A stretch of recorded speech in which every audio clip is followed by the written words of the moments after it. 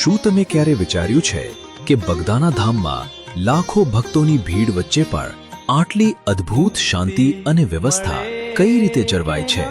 આ વ્યવસ્થા પાછળ કોઈ જાદુ નથી, પણ એક એવી અદ્રશ્ય શક્તિ કામ કરે છે જે સાચા અર્થમાં ગુરુ આશ્રમનું સાચું ઘરેણું છે. આ શક્તિ એટલે બગદાણાનું સ્વયંસેવક મંડળ. જ્યારે આપણે અહીં ભોજન પ્રસાદ લઈએ છીએ કે દર્શનની લાઈનમાં હોઈએ છીએ, ત્યારે ખડે પગે ઉભેલા એ સેવાભાવી ભાઈઓ અને બહેનોને જોઈને માથું ઝૂકી જાય છે. તમને જાણીને નવાઈ લાગશે કે આ કોઈ નાના સૂના આંકડા નથી. 550 ગામડાઓના ભાઈઓ અને 350 ગામડાઓની બહેનો, એટલે કે 20,000 ભાઈઓ અને 30,000 બહેનો મળીને કુલ 50,000થી પણ વધુ સ્વયંસેવકોનું આ એક વિરાટ સૈન્ય છે.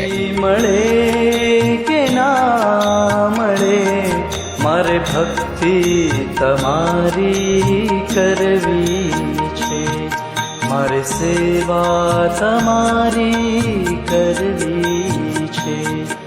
આ હજારો સ્વયંસેવકો અહીં કોઈ પગાર કે સ્વાર્થ માટે નથી આવતા.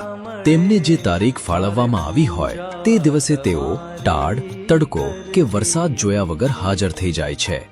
એટલું જ નહીં, સેવા કરવા આવવા માટેનો ખર્ચ પણ તેઓ જાતે જ ઉપાડે છે અને પોતાના વાહનો લઈને આવે છે. આમ તન, મન અને ધનથી સેવા કરતું આ મંડળ માત્ર વ્યવસ્થા જ નથી સાચવતું, પણ પૂજ્ય બાપાના સેવા પરમો ધર્મના સંદેશને જીવંત રાખે છે. બગદાણા આશ્રમની આ ચેતના અને સાચા સેવકોને આપણા કોટી કોટી વંદન.